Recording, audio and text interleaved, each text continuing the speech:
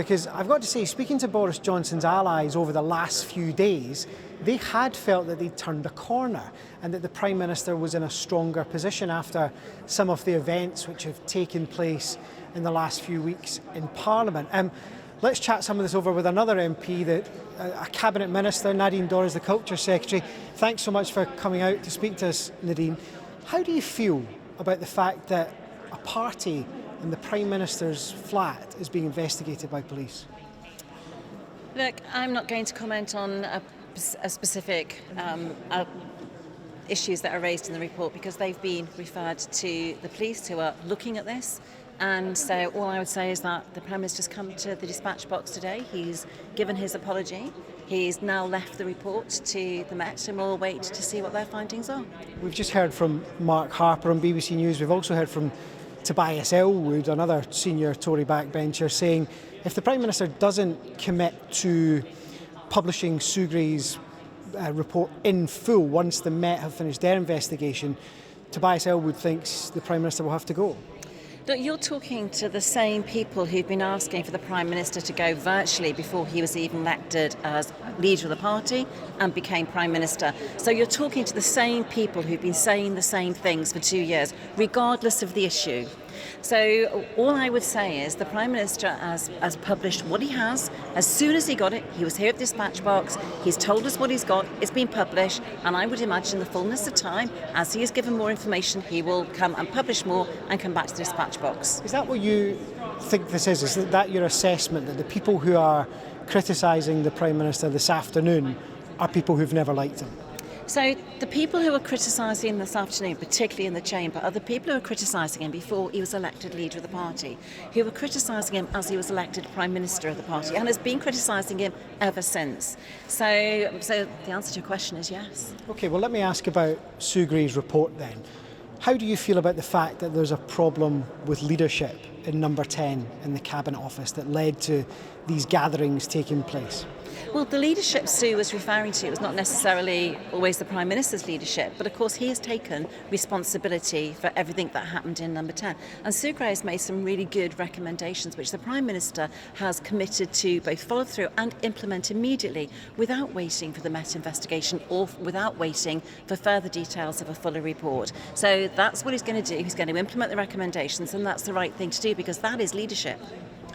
He's talked about reviewing the code of conduct for special advisors and for civil servants. Is that enough? Do we need to be looking at the whole culture that Boris Johnson presides over in Number 10? Well, it's not enough, which is why he's talked about more than that. He's talked about reviewing the code for SPADs and civil servants, but also about establishing an office for the Prime Minister and also about establishing a permanent secretary in Number 10. What does that mean? A lot of people will have heard that and they won't understand what that actually achieves. So the Prime Minister, in his day-to-day role, is led from appointment to appointment throughout the day.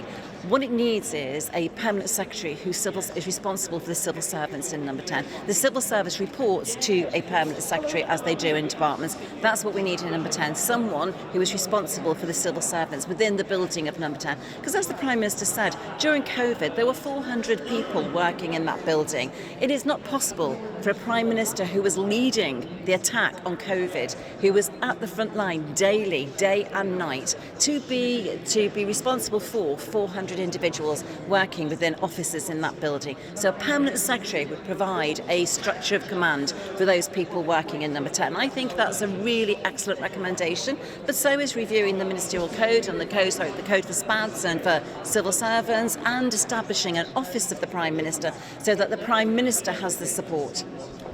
You've been a vocal ally of the Prime Minister, one of his key backers on the airwaves in the last couple of weeks.